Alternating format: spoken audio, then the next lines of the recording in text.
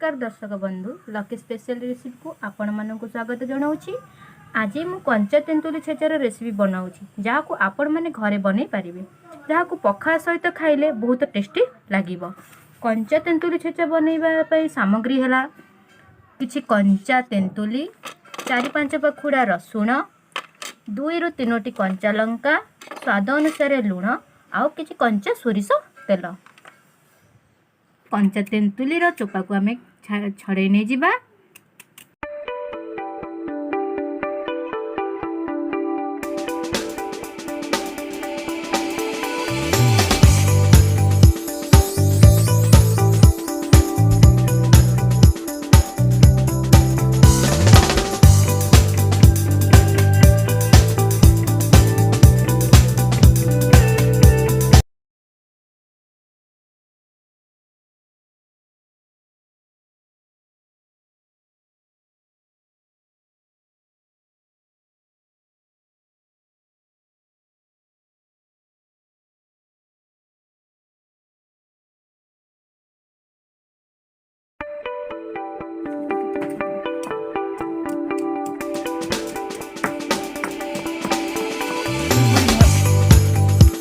भाव में सीटी नवा जोटा कि आम प्लेन ही आस तो केते भल भाव में आम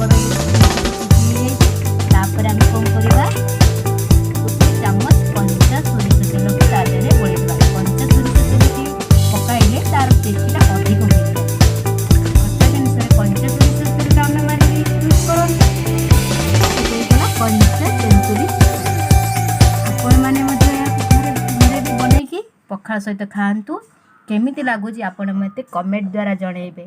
आपण को जदि मो चैनल टी पसंद आसुची ताहले आपण मो चैनल को सब्सक्राइब करिवे एवं लाइक करिवे। खुची धन्यवाद।